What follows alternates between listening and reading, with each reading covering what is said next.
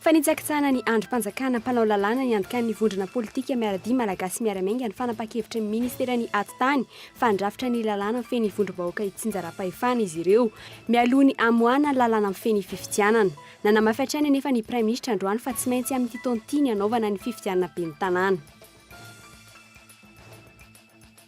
7 faingo 4 isanjato no anjara-petrabolan'ny fanjakana malagasy ao amin'ny orinasa pitaterana Air Madagasikara izany hoe ny fanjakana no manany anjara-petrabola goavana indrindra amin'io orinasa io. Taratra ny tsy fahatombanany eo amin'ity orinasa ity ny fanafoanana sy ny fahatarana eo amin'ireo sidiny toy izay nitranga tamin'ny fodian'ny filoha Rajaonarimampianina ny tababoana lasy izay. Ny recapitalisation amin'ny alalan'ny fivarotana ampahany amin'ny petrabola no mety ahafahana mamaritra ny orinasa iray toa ny Air Madagasikara raha ny hevitra ny mpahitoekarena androany. Nizotra pilaminana tamin'ny ankapobeny fanadinana CPE ho an'Antananarivo renivohitra manokana raha olana mikasika amin'ny taratasy fiantsonana no niseho tetsy amin'ny CEG Tsimbazaza. Misongadina ihany koa ny tsy fahatongavan'ny mpianatra ho an'ny toeram-panadinana teny Fenerivo ohatra amin'ny mpiadana arivo mahery enisanjaton'ireo tsy tonga. Any ivelany, nanaiky ny tolo-kevitry ny Egyptiana tamin'ny fampitsarana ny fanafiana ny Israeliana ny maraina teo, ny filoha Israeliana Benyamin Netanyahu tetsy andanin'izay, tarika bomba nataon'ny fiaramanidina mpiady Palestiniana tany amin'ny faritra atsimon'ny Gaza no nataon'izy ireo. Ny andindinin'izay hatrany.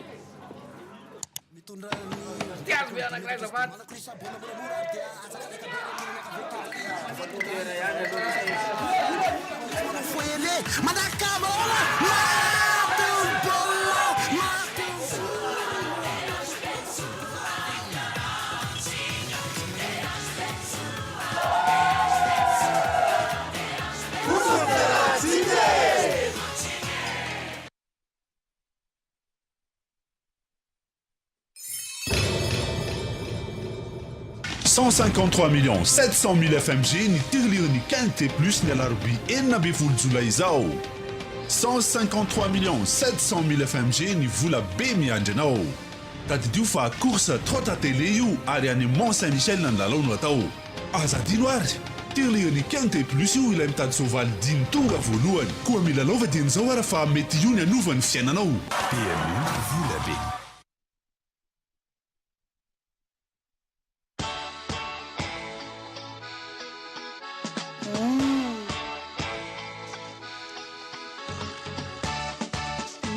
Sy mandroatra reky izy nasasalambandry izany. Satria mampiasa vovon-tsavony maky sady mampalefaka ny hoditro. Ny lamba madio avy hatrany kely fotsiny dia ampy. Na ny vatoko aza afa-po mampiasa vovon-tsavony maky. Vovon-tsavony maky, ilay vovon-tsavony manala ny tasy rehetra.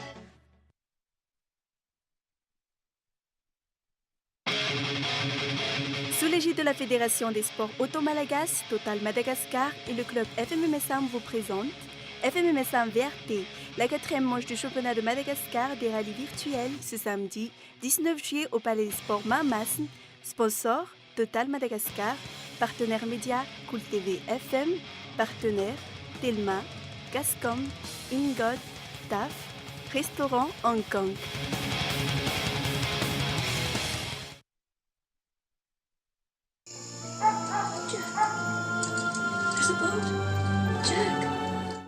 Avec Philips, entrez dans un monde de rire, de frissons, d'émotions, de sensations. Vivez le grand spectacle de la Coupe du Monde avec la série 9000 de Philips, la Smart TV à écran 65 pouces Smart, LED Ultra HD. CIDEF, une garantie de qualité. 1, 2, 3. fantatro fa en formela satria mampiasa formela madio ery zato nifonyla satria borosina amin'ny formela tiaromisy vaovao mahasoa mahafinaritra zato amilay zay mividy formela roa dia mahazo borosy nifiray maimaipona fianao nga ahoana ietena maimaipona e ararodia tsy isan'andro io fa voafetra ihany le fotoana e mandehana takidy amin'izao a hiazaka zao eny amin'ny varotra mahazatra anao makaroa amin'ny dentifrice dia mahazo ray amin'le borosy nify formela.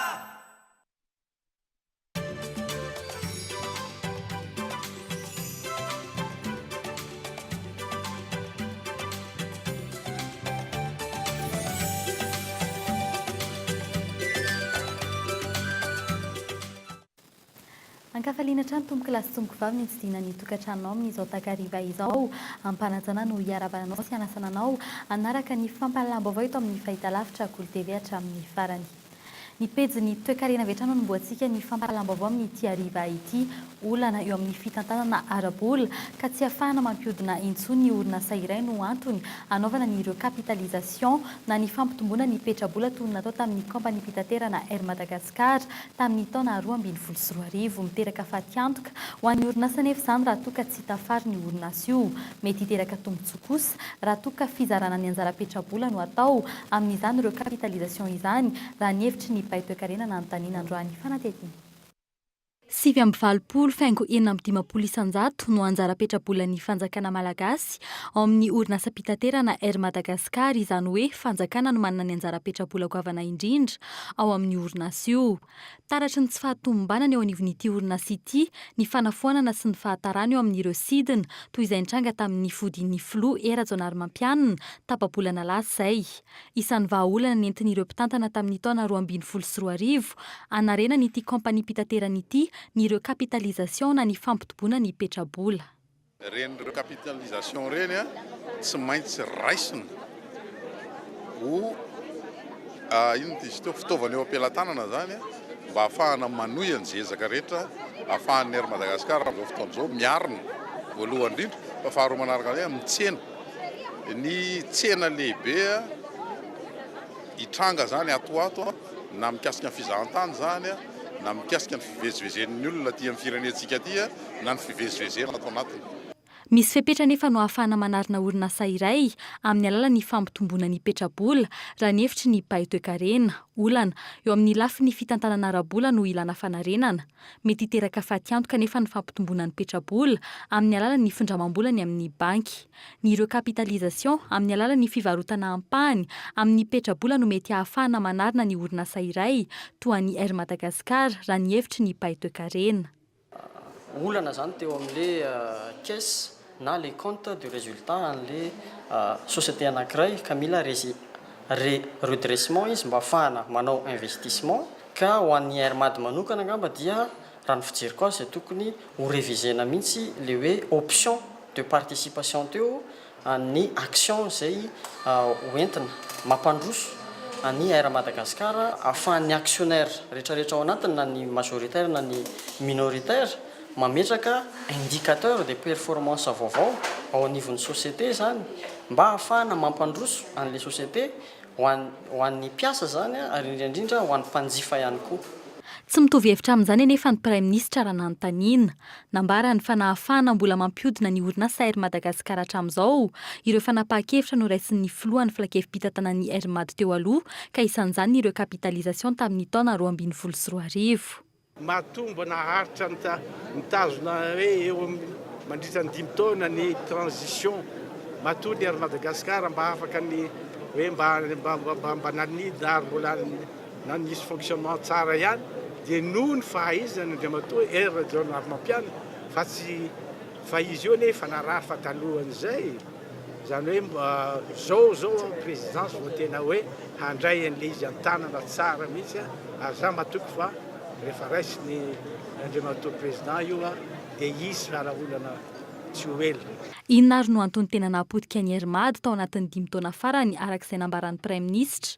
Ahoana ny fomba nitantanana ny orinasa taorian'io fampitomboana ny renivola nampiasainy io ka tsy nahatafarina ny Hermad hatramin'izao.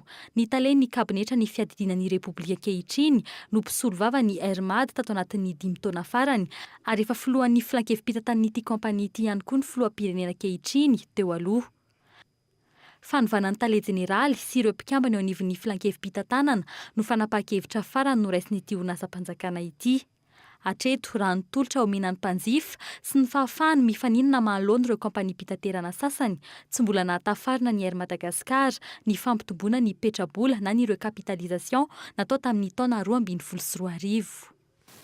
Eo amin'ny fifandraisana ny Madagasikara amin'ny any ivelany nahitana fiakarany enisanjato ny totalin'ny fifandraisana ara-barotra nisy teo amin'ny Madagasikara sy Frantsa tamin'ny taona 2024 raha oharina amin'ny tamin'ny taona 2024. Mbola mitana ny lohalarana ny lamba amin'ireo karazan'entana fanondrantsika any Frantsa. Raha eo amin'ny lafiny famatsiana ara-bola kosa any amin'ny larana faha-efatra no misy any Frantsa raha nambara ny Prime Ministre KOLO nandritry ny fankalazana ny fetim-pirenena frantsay. Sitraka Ravony Arsan.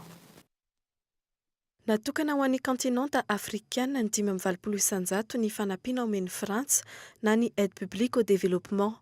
Ho an'ny Madagasikara, nitetina hatrany amin'ny 7.70 faingo 4.30 tapitrisa dolara izany tamin'ny taona 2020. Nahitana fiainana izany raha oharina ny tamin'ny taona 2020 izay teo amin'ny 7.20 faingo 5.20 tapitrisa dolara. Ambany izay fiainana izay, raha oharina ny andreo firenena hafa izay nampiato tanteraka ny famatsiana ara-bola ny Madagasikara nandritra ny fitondrana tetezamita. Ho an'ity taona 2020 ity, vola mitetina 5.20 tapitrisa dolara no natolotry Frantsa. Nanamafy ny masivoan'ny Frantsa omaly nandritra ny fankalazana ny fetim-pirenena frantsay fa vonona ny anohana ny Madagasikara eo amin'ny sehatra maro samihafa. Fa ankoatran'ireo, manana ny anjara toerany ihany koa i Frantsa eo amin'ny lafiny fampiasam-bola eto Madagasikara. Afaka manampy amin'ny Madagasikara izahay eo amin'ny lafiny fanamboaran-dalana, angovo, fampianarana sy ny fiarovana ny tontolo iainana. Afaka matoky an'ny Frantsa ianareo fa ho eo anelinareo mandrakariva izahay, indrindra fa eo amin'ny lafiny fanarenana ny toe-karena. Raha ny antotanisa, misy araka amin'ny 20 ireo orinasa frantsay niorina tamin'ny taona 13.20. Le paysage économique et financier de Madagascar reste lui aussi marqué par une présence française. Manana ny toerana eo amin'ny lafin'ny tontolon'ny toe-karena-pirenena ny frantsay eny amin'ny banky, ny asa vaventy, ny fifandraisan-davitra sy ireo sehatra maro samihafa. Miisa 500 ireo orinasa frantsay miorina eto Madagasikara amin'izao. Misahana sehatra maro arak'izany ny fampiasam-bola ataon'ny Frantsa eto Madagasikara. Implanté à Madagascar, la France est de loin le pays qui possède une grande diversité de capitaux à Madagascar. I Frantsa no mitana ny laharana faharoa eo amin'ny lafin'ny fampiasam-bola eto Madagasikara aorianan'ny Chine. Isan'ny nisongadina nandritra ny lahateny nataon'ny masivoan'ny Frantsa omaly ny tokony ifatohan'i Madagasikara amin'ny fanarenana ny toe-karena. Eo amin'ny lafiny fizahantany kosa indray mpizahatany iray tapitrisa no tanjona tratrara ny ministeran'ny fizahantany ho an'ny taona 2024. Raha toa ka mpizahatany miisa 9,5 no nandalo teto Madagasikara tamin'ny taona 2024. Isan'ny tanjona ihany koa ny ampitombo izany ho telo hetsy eo amin'ity taona ity, indrindra fa amin'izao fahatongavany haute saison izao. Androany no nampahafantarina tamin'ny fomba ofisialy tetsy amin'ny Colbert Antaninarenina ireo paikady hoentina natrarana izany tanjona izany sy voarana ny sehatra ny fizahantany eto Madagasikara. Isan'izany paikady izany ny fametrahana politika maritra mba ahafahany tontolo ny fizahantany eto amintsika mifaninana amin'ny fizahantany any ivelany na ny tourisme international. Mbola hita famatsim-bola antanterana izany anefa eo anivo ny ministeran'ny fizahantany raha ny fanazavana. Raha mikasika ny famatsim-bola indray amin'ny anatanterahana an'ireo le asa izay voatondra ao anatin'iny note de stratégie iny dia hitanareo tsara fa misy ny famatsim-bola avy ato anatiny zany amintsika malagasy amin'ny budget mpanjakana. Misy ihany koa anefa efa voakirakitra ao anatin'iny document ihany koa ny tsy maintsy fitediavana famatsim-bola avy any ivelany. misy zany a ny efa eo am-pelatanana, misy ny mbola hokarohana raha ny famatsim-bola amin'izy total beny zany ilaina dia efa manatona ny any amin'ny 10 millions de dollars any ny zavatra ilaitsika zany a amin'ny resaka fotsiny a fametrahana an'ireo le foto-drafitrasa ahafahantsika zany mitsena an'le tsena lehibe ho avy a raha mitetika an'izany hoe 1 million de touristes amin'ny 2020 zany. Hivadika pejy avakosa indray isika ny politika nasionaly isana ireo arena kibony tany no imasoa ny ministero anivon'ny présidence misana ny arena ra stratéjika mialohan'ny fanavaozana ny lalàna amin'ny fe ireo arena kibony tany raha tsy ahivina lalàna nivoaka tamin'ny taona 2024 miantra amin'izao lalàna izay efa tsy mifanaraka intsony amin'ny toe-java-misy ankehitriny sitraka Ravony Arsan. Tsy mbola vonina indray ireo arena kibony tany Madagasikara. Natao hanomezana vahana ireo orinasa mpitrandraka ny lalàna misy amin'izao fa tsy natao hitsinjo ny tombotsoan'ny mponina. 200 ny tamberibidy azo ny fanjakana malagasy amin'ny fitrandrana ireo arena kibony tany. A Nigeria nefa tafakatra 200 izany raha 5,500 teo aloha. Fa ankoatran'izany, raha mikasika ny solika manokana tsy voafaritra ao anatin'ny lalàna ihany koa ny anjara ny fanjakana malagasy amin'ny vokatra azo. Hatreto, miankina amin'ny fifanarahana ny tombony azo ny Madagasikara. Raha toka efa nanomboka tamin'ny taona 2024 ny fitrandrana ny Elmenita tany Fort Dauphin sy ny Nickel tany Ambatovia, izao isika vao iroso amin'ny fametrahana ny fototra mikasika ny fitrandrana ny arena kibony tany. Vao manomboka mihitsy eo am-piandohana mihitsy mbola manao ny inventaire-ny zavatra rehetra fa vao eo am-piandohana zay satria ny politique nationale des mines koa ny atomboka voalohany zay vao manomboka code-minier. Zany hoe ao anatin'izany mba misy anina misy mba feno tsadidavina apetraka définitiona le inavina zavatra atao ao anatin'izany. Mbola tsy fantatra kosa ny mikasika ny fampiakarana ny tamberibidy azo ny fanjakana malagasy amin'ny fitrandrana ireo arena kibony tany. Mbola jerevana daholo zany tsy maintsy rahana amin'ny ministère rehetrarehetra izy ho jerevana. Tsy voafaritra hatreto raha isy fandiniana manokana na tsy ny mikasika an'ireo fifanarahana efa vitatra amin'izao. Ny sehatry ny fitrandrana ny arena kibony tany izay iandrasan'ny vahoaka malagasy tatitra mangarahara avy amin'ny mpitondra. Vaovao mahakasika ny fahitalavim-panjakana nametra-pialana ny tale jeneraly ny televiziona malagasy sy ny randrema-pianina araka ny vaovao iray androany teto amin'ny sampana fampahalalam-baovao ny KOLO TV sy ny KOLO FM raha ny voalaza amin'ny taratasy fametra-pialana io dia noho ny zavan-trango amin'ny fahitalavim-panjakana ka mahasarotra ny mitanjana mahalona ny tsindry maro samihafa mitranga ankehitriny iverenantsika misimisy kokoa ao anatin'ny fampahalalam-baovao rahampitso ny andindiny mahakasika izay vaovao izay fa hidirantsika aloha amin'izao fotoan'izao ny amin'ny lafiny politika fanitsakitsana ny androm-panjakana mpanao lalàna ny andikan'ny vondrona politika miaradia amin'ny malagasy miara-miainga ny fanapa-kevitry ny ministeran'ny atitany nilaza ny minisitra omaly fa handrafitra ny lalàna amin'ny fe ny vondrom-bahoaka sy njara-pahefana izy ireo mialohan'ny amoana ny lalàna amin'ny fe ny fifidianana nanamafiatrana nefa ny praiministra androany fa tsy maintsy amin'ity taon'ity no antanterana ny fifidianana be ny tanàna Andriana Rajanson. Na ahoana dia tsy maintsy amin'ity taon'ity ny fifidiana kominaly hoy ny praiministra androany. Raha ohatra ka sanatria misy zavatra tsy mety azy tsy zay moa à l'impossible nul ne tenu fa ny fanirianay ary ny fatokisanay dia hatao amin'ity taona ty ihany. Manao monsieur le ministre zay dia atao amin'ity taona ihany amin'ity taona ty ihany ny fifidianana ny be ny tanàna. Tsy misy hatreto ny fampiatsoana fivoriana ireo solombavam-bahoaka andany ny lalàna momba ny fifidianana io. Ny governemanta nefa manao tery-vaimanta hatrany. Tsy ho vita ao anatin'ny iray andro ny fikaonan-doam-pirenena nolazain'ny ministry ny atitany ho karakaraina andrafetana ny lalàna feny vondrom-bahoaka paritra tsinjara-pahefana. Tapa-bolana sisa no fe-potoana omen'ny senita farany ny governemanta hanomezana io lalàna io lanina eny anivon'ny androm-panjakana mpanao lalàna. Raha oviana no isy izany fampiatsoana fivoriana izany. Ny fikaonan-doam-pirenena hatreto no imasoan'ny ministeran'ny atitany sy ny fanajariana ny tany.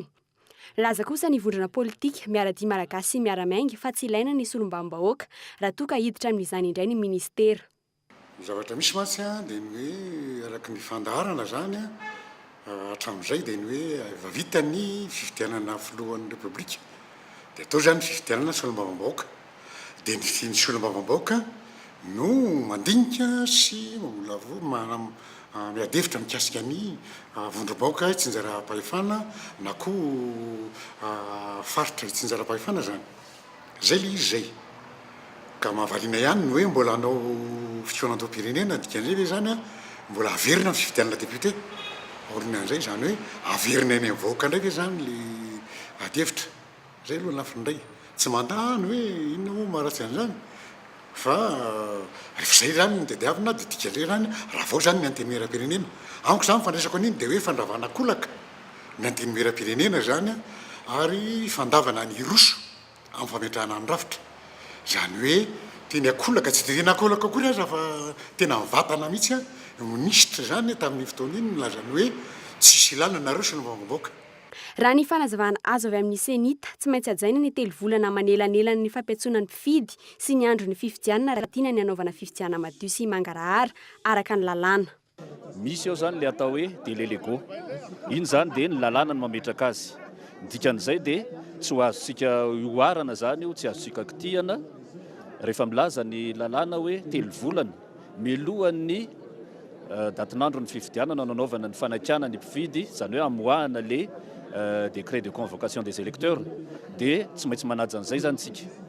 Misy ndraiky kosa zany sokajinasa zay azosika jerena ihany zany ahafahana mbola miandrandra zany le fifidianana amin'ity taona ity. Toy izay zany ny fepetra nyraisin'ny senita teo aloha teo a raha nametraka ny senita hoe any amin'ny 30 andro no faharetan'ny fepitaona andraisana ny atotataratasy filatsahako fidiana dia rehefa nivory zany dia nahena ho raika amin'ny 20 andro le izy. Toy izay ihany koa zany ny fanaovana ny impression fanotana printy ireo le imprimé samihafa ho ampiasaina amin'ny fifidianana. Inona ny sakana tsy hanatanterahana ny fifidianana an'ity taona ity? Iza no ambadika izany fampitoana fifidianana izany? Iza no mahazo tombony amin'ny fampitarazoana ny fikarakarana ny fifidianana? Fanontaniana iandrasam-baliny avokoa izany. Ivadika eo amin'ny pejy ny fampianarana kosa indray isika tapitra androany ny fepitaona farany ahafahan'ny mpianatra malagasy mipetraka ny Chine. Lany viza androany 10 Jolay izy ireo mpianatra izay nahazo vatsim-pianarana avy amin'ny fitondram-panjakana malagasy. Efa tombotra koa izany ho an'ny mpianatra any Frantsa sy Suisse ary ireo firenena hafa ahitana boursier malagasy androany voataitra ny rehefa nanapa-kevitra ny ministera Nandriana Rajanson. Isanjato mpianatra nahazo vatsim-pianarana any Chine no tsy maintsy mody an-tanindrazana. Androany no fepitoana farany. Raha fanazavana avy amin'ny ray aman-dren'ireo mpianatra ireo dia ny mpianatra 20 amin'ireo mianatra any an-toerana ihany no mety anana fahafahana ny hijanona any. Ny 270 kosa tsy maintsy ody. Lany viza tamin'ny farany volana Jiona teo ireo mpianatra malagasy ireo. Ho an'ny vatsim-pianarana manokana dia efa mahatratratra any amin'ny ray 5,790 tapitrisa ariary isaky ny mpianatra no tsy voalohan'ny fitondram-panjakana hatramin'ny isian'ny krizy. Ankoatr'izay dia eo ihany koa ny trosan'ny fanjakana malagasy amin'ireo oniversite maro mandray ny mpianatra malagasy any an-toerana. Isan'izany ny saram-pisoratana anarana sy ny sakafo ary ny hofatrano. Raha manatanteraka ny fanapahan-kevitra izany ireo université tsy manaiky ireo dia ho clandestin zany ireo ankizy ireo ary mety afara amin'ny fanagadrana. Eo zany nanotonanay lakolosy any ministera hoe jereo malaky vahaolan'io tokony omena an'ireo zazareo satria misy ny olana. Dia fantatray fa ny conseil culturel ny ambassade zany amin'izao fotoana zao mitety université mba hamaha ny problème zay efa antomotra dia antomotra efa andalana izy zao araka ny telefôny nataony dafy teo ary nanatrika ny fampiresahany mivantana izahay. Androany no niona mangingina tamin'ny tompon'andraikitra teto amin'ny ministera fampianarana ambony ireto ray aman-dren'ny mpianatra mandrato fianarana ny ivelany ireto. Nilaza fa handray ny andraiky ny ministera raha fanazavana izy ireo. Mangataka faktura ny fandaniana lanin'ireo mpianatra ireo any an-toerana amin'ny ministera ahafahan'izy ireo mangataka vola amin'ny ministera amin'ny vola sy ny teti-bola. Hatreto vonjomaika ihany izany fanapa-kevitra izany raha fanazavana ny tompon'andraikitra ny ministera fampianarana ambony izay tsy nentina anio hevitra. Ny mpianatra ny ivelany anefa efa miaina amin'ny tsizarizary. eo amin'izay pejy ny fampianarana mbaratonga za ambon'izay hatrany mihamafana ny fitakiana ataon'ireo mpianatra eny amin'ny école supérieure polytechnique vodivoriny tonga teny an-toerana ny mpitandro ny filaminana nanaramaso ireo izay mitady iopefy nisy arak'izany ny fifandonana teo amin'ny rotonta mpianatra iray taona fahaefatra amin'ny télécommunication no voasambotro maraina io taorian'ny fifampiresahana niverina ny lamina indray teny an-toerana valiteny 100 no ilain'ireo mpianatra ary manomehatra amin'ny asabotsy avy izao izy ireo andraisan'ny tompona ndraikitra fanapahan-kevitra zavatra telo raha tsy haivina no takian'izy ireo fanondrotana ny borsa na ny vatsim-pianarana sy ny fanefana ny sarandalana izay 900 ariary ary ny fanamorana ny fahazoana connexion internet ahafahan'izy ireo manaraka ny système LMD apetraky ny fanjakany fanampanazavana. Voalohany indrindra aloha zany noho ny fidirana amin'ny système LMD dia mitaky zany zay ny akarany boursa sy ny équipement zato isan-jato zay fitakiana voalohany faharoa manarak'izay misy fiarah-miasa amin'ny orinasa tserasera miaraka amin'ny université mpanjakana tsy mitondra zavatsoa ho an'ny mpianatra mihitsy io resaka fiarah-miasa amin'ny orinasa tserasera io tiana ifoanana zany io fa misy orinasa tserasera hafa vonona hiara-iasa aminay amin'ny connexion gratuite izay ilanay tokoa amin'ity système LMD ty fantelo manarak'izay ny fitakianay dia fampidinana ny sarandalana lasa 900 zao ny sarandalana votivorona Antananarivo. Araka ny fanarahinao tao anatin'ireo lohatenim-baovao amin'ny ankapobeny ny zotra mpilaminana ny fanadinana CEPE androany ho an'ny teto Antananarivo renivohitra manokana raha tsy haivina mitombo 200 ny isan'ny mpianatra nanala ny fanadinana CEPE manerana ny nosy tamin'ity taona ity fitafy mafana iarovana amin'ny atsika no hita teny amin'ireo mpiadina izany azy be ireo mpanala fanadinana novoan'ny gripa sy ny sery androany ka eto Andriatsilavo. Tsy maintsy nandray fepetra manokana ireo ray aman-dren'ny mpianatra hanala fanadinana tamin'ity anio ity vokatry ny kohaka sy ny gripa izay mamely mafy amin'izao fotoana izao. Maro ireo mpianatra ho an'ity fitoerana ity ny voan'ny sery ary somary nafanafana na izany aza nanao izay ho afany ireo ray aman-dreny nanao izay avy tany zana ny fanadinana araka ny tokony ho izy. Nasiana kiraro mafana satria amin'le toeram-panadinana matetika zany simon ny ambany zany dia efa vonona tsara zany amin'ny akanjo mafana na ny eo amin'ny fetentakely anaovany satroka zany satria mandrivotra le toerana. Dia natao nafana tsara ny préparé tsy nasiana eritreretra hafa mihitsy zany ny ankizy fa fanadinana foana nataony an-tsainy. Ankoatra ny resaka fahasalamana, olana mikasika ny taratasy fiantsona no niseho nandritra ny fanadinana. Ho an'ny teto amin'ny CEG Tsimbazaza manokana, mpianatra avy ao amin'ny sekoly tsy miankina iray no tsy nanana convocation ary tsy voasoratra tao anaty lisitra. Raha ny fanazavana azo, voasoloky ireo ray aman-dreny. Ny zanako tsy nahazo convocation dia tamin'ny sabotsy zany nandeha tao aminazy sabotsy teo amin'ny tany folo dia izy ny teny hoe amin'ny latsinainy ozy izy amin'ny ray ozy izy ny fotoanantsika senao amesana ny convocation dia tsy hita mihitsy izy maly tontolo pempenina izay nitady anazy eraky ny tanàna tsy hita izy Nisongadina ihany koa nefa ny tsy fahatongavan'ny mpianatra marobe tamin'ity fanadinana CPE ity ho an'ny toeram-panadinana CEG Fenorivo ohatra amin'ny mpiadina arivo mahery 900 no tsy tonga. Isan'ny fanadinana CPE 6e mateto amin'ny CEG Fenorivo dia 720 sy 900 zay ny isan'ny candidat teto ary ny absent tamin'ireo 720 58. Ny olana aloha tsy dia nisy satria milamina daholo. Ankoatr'izay, nisy namaky ny barao ny taleny sekoly teny Ambohitra Manjaka ao Maly alina. Tsy nisy fiantraikany tamin'ny fetrehan'ny mpianatra miisa 710 ny CPE tao amin'ity sekoly ity nefa izany. Sary ny mpitandro ny filaminana ny alina ihany ny mpangalatra ary tafaverina avokoa ny fitaovana rehetra. Tsy nisy ny fiantraikany tamin'ny fetrehana fanadinana androany. Raha mpitso dia iroso avy hatrany amin'ny fitsarana ireo mpampianatra. Raha ny loharanom-baovao azo, ny faran'ity herinandro ity ihany dia mety ho fantatra ny vokatra. Fa eo amin'ny lafiny fifamoivoizana kosa indray ny fahazon-dalana mikasika ny détaxation no andrasana avy amin'ny fitondram-panjakana dia ho tonga eto Madagasikara ireo fiara fitaterana vaovao miisa 430 hatreto. Raha ny fanazavana azo avy amin'ny UCTU efa nisy namandrika avokoa ireo fiara ireo saingy mijanona ho tsy ambaratelo ireo mpamandrika sy ny vidin'izany. Tsy ankilan'izay kooperativa lehibe iray eto Andrenivohitra no mitsipaka tanteraka ny fampiasana ireo fiara vao tonga ireo. Michel Aranarzon. Mbola tsy tonga eto Madagasikara ireo andehana fiara miisa 4 raha toa ka 2 volana tao aorian'ny volana May lasa teo no fantatra fa tokony hatongavan'izy ireo.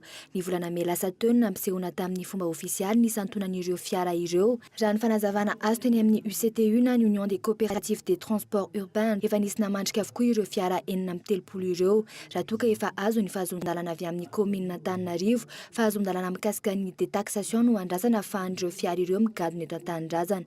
Tsy netana nambarany vidin'ireo fiara vaovao ireo ny eo anivon'ny UCTU. Re kosa raha ny fanamariana-baovao nataonay fa manodidina ny 580 tapitrisa ariary ny iray amin'izany. Ny ahatongavan'ireo eto mbola miankina amin'ny zavatra maro araka ny lazaiko teo hoe miamikina amin'ny fanjakana-dehibe sy ny ataon'ny commune aloha angamba ataoko fa tsy sakana zany satria fanatsarana ny fitateram-bahoaka zany. Fa dia miankina amin'ny fanomezan-dalana avy amin'ny fanjakana lehibe amin'ilay détaxation zany mandrasanay. Ny vidiny moa zany dia mba alao kosa aloha tsy ho lazaina satria amin'ny commerce manahirakirana zany satria be dia be ny sehatra ny fivarotany eto Madagasikara mivarotra tômôbila fiara ka dia manahirana be alao. 430 isaky ny fahatongavany nisan'ny fiara vaovao ho avy eto Madagasikara. Ho an'ity andiany voalohany ity Antananarivo renivohitra ihany aloha no azo izany. Ho fanatsarana ny fitateram-bahoaka no antony voalohany nanafarana ireo fiara vaovao ireo. Mipetraka olana ho an'ny kooperativa sasany eto andrenivohitra nefa ny fahatongavan'izany. Izany amin'izany kooperativa tselatra tsy mifanaraka amin'ny fotodrafitrasa eto andrenivohitra raha ny nambaran'ny folohan'ity kooperativa ity ireo fiara ho avy ireo ary mamono ny asan'izy ireo. Mamono anay io zavatra io satria nahoana mono atao hoe mamono anay. Isa ihany no mamono ny tenanay. Izay amin'izao fotoana izao maro anisa aminay izay niditra tamin'ilay fanatsarana ny fitateram-bahoaka dia nitrosa tany amina microfinance izay mitentina tao anay amin'ny 160 millions de francs na 32 millions d'ariary isaky ny fiarakodia iray. Io trosa io izay mbola tsy afaka ankehitriny dia mbola hiditra trosa fanirony io ve zay. Zany hoe raha raisina amin'ny teny baiko izay ialana tsiny amin'ny teny frantsay dia hoe lasa surendetté zany zay. Rehefa surendetté zay mipandraraha mato azy mamono tena dia izay no mahatonga anay miteny hoe mamono anay io zavatra io. Izay nefa tsy manda an'ilay fanatsarana na fanavaozana ny fitaterana eto Antananarivo fa ifampiresahana ifampidiniana tsara hoe ahoana ny hatongavana any amin'izany manara-penitra izany araka ny ilany ny vahoaka mpanjifa azy. Na dia izany azy andrasana ny fahatongavan'ireo fiara vaovao hiasa eto andrenivohitra ireo. Mijana ho tsy ambaratelo foana ihany koa ny vidiny. Marina fa maharitra 7 taona no fetra fandoavana azy ireo. Sady misy toerana mitsangana 20 no misy toerana mipetraka 20 ireo fiara fitaterana ireo izay fantatra fa ampiasaina eto andrenivohitra avokoa. Vaovao avy any amin'ny faritra kosa indray misedra olana ny Jirama ao amin'ny tanàna ny Feno Arivo Atsinanana amin'izao fotoana izao misy fahasimbana avokoa ireo groupe miisa 3 amin'ny 5 tokony hamokatra herinaratra ho an'ny tanàna iray manontolo vokatra izany tsy maintsy misedra telestazy ora 10 mikatra amin'ny ora 1 isan'andro ny tanàna tsy ampy masana ny atsasamanila ny tanàna akory ny herinaratra avokariny ireo groupe roa sisa mandeha ifandimbiasana isan'andro ny tourny telestazy mitondra fanampanazavana ny tompona andraikitra avy any an-toerana. Misy tokoa ny délestage. Ny antony zany groupe anankiroa no sisa mandeha ao izay amin'ny totaly eo amina 450 kilowatt eo zany ny trandraka ny tanjaka azo trandrahana amin'ilay izy. Ny filana amin'ny ankapobeny nefa raha ny eto an-tampon-tanàna Feno Université eo amina 1000 kilowatt eo zany. Zany hoe antsasa amin'ny latsaka kely zany no afaka mahajiro amin'ny arivariva. Io fatapahana io zany manomboka eo amin'ny 10 ora arivariva eo hatramin'ny 10 sasany alina indraindray amin'ny 20 alina zany arakaraky ny charge eo. Eo amin'ny pejy fanatanjahantena kosa indray no raisin'ny Fianarantsoa nanomboka ny farany herinandro teo ny fiadina ny hodimpon-dakan'i Madagasikara eo amin'ny taranja basketball ho an'ny U20 ho an'ny zazavavy kluba 420 avy amin'ny faritra avara eto Madagasikara no sokajiana anaty vondrona 4 no mandray anjara amin'izany fanadihadiana hoentin'ny Miarantsoa. Nanomboka tamin'ny sabotsy 12 volana Jolay 2024 teo ka tsy farana ratsy amin'ny alahady 20 volana Jolay zao ny fiadinan'ny tompon-dakan'i Madagasikara 2024 eo amin'ny sokajy NMB lehilahy sy zazavavy latsaky ny 20 taona eo amin'ny taranja basket. Nahatratra 420 ny fitambaran'ireo ekipa lahy sy vavy mandray anjara amin'ny fifaninanana any Fianarantsoa. nitsinjaraina ao anatin'ny vondrona efatra ny ekipa ny NB lehilahy 20 taona. Raha natambatra tao anatin'ny vondrona iray kosa ny latsaky ny 20 taona zazavavy. Ao anatin'ny vondrona A no ahitana ny ekipa ny USF avy Atsimatsihatra ambony, BCO Boeny, Saint-Pierre Alotra Mangoro, DTS avy ao Amoromania, Lazany Betsileo avy Atsimatsihatra ambony. Ao anatin'ny vondrona B kosa no ahitana ny JCM avy Atsimo Andrefana, Fandrasa Matsihatra ambony, ASB Itasy, BBCA Sofia, BBC Menabe, ary ao amin'ny vondrona C no ahitana ny Fanatika avy Atsivakinankaratra, AST Anosy, 2BC Vakinankaratra, ASJF Matsihatra ambony, ASF Fanalamanga. Vondrona D anatin'ny vondrona farany kosa no ahitana ny Fandrefy Alaveton'Alamanga, 3FB Atsinanana, Cosmos Diana, All Star Alotra Mangoro sy IBC Iorombe. Tahaka izao ary ireo ekipa efatra ifandramatra kosa ao anatin'ny latsaky ny 20 taona sokajy zazavavy, ny Fandrasa avy Atsimatsihatra ambony ifanandrina amin'ny BCJ avy Atsimatsihatra ambony ihany. Mbitoalan'Alamanga kosa dia eo amin'ny JEA Vakinankaratra. Farany vaovao ny ivelany atsatra ny ady ao Gaza nanaiky ny tolo-kevitry ny Egyptianina amin'ny fampitsarana ny fifanafiana ny Israelianina. Io maraina io nanao ny fanambarana ny kabinetra Israelianina no tariny ny filoha Netanyahu misana ny fandriampahalemana amin'ny firosona amin'ny fampitsarana ny ady eo amin'ny rotonto. Io maraina io ihany koa daroka bomba nataon'ny fiaramanidina mpiady tany amin'ny fatra atsimon'ny Gaza voka ny olona roa no maty. Fanadidina teo amin'ny sary ny France 24. Herinandro tao aorian'ny fifanafian'ny Palestinianina sy ny Israelianina nanaiky ny tolo-kevitra avy ao Egypta ampitsarana ny ady ny Israelianina tao aorian'ny fivoriana tariny Praiministra Benyamin Netanyahu io maraina io. Nakasitraka izao firosona amin'ny fampitsarana ny ady izao ny Amerikanina raha efa nilaza ny filoha Obama omaly fa tokony atsahatra ny fampiasan-kery eo amin'ny Israelianina sy ny Hamas.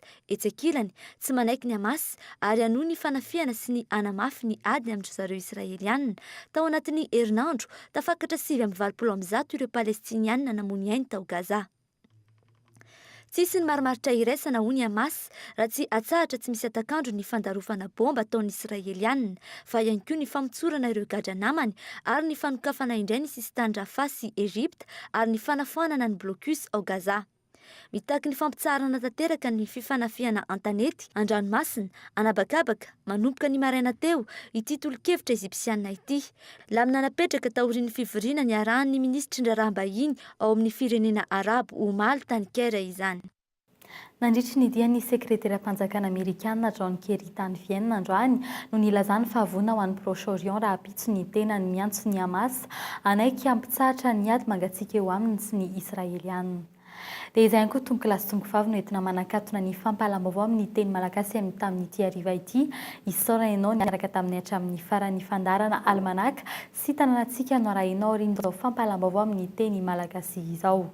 Amin'ny valora sasany kosa no arahinao ny fampahalaam-baovao amin'ny teny frantsay. Manasanao ary anaraka sy tapaka ny fahitalavitra Kolo TV veloma tompoko.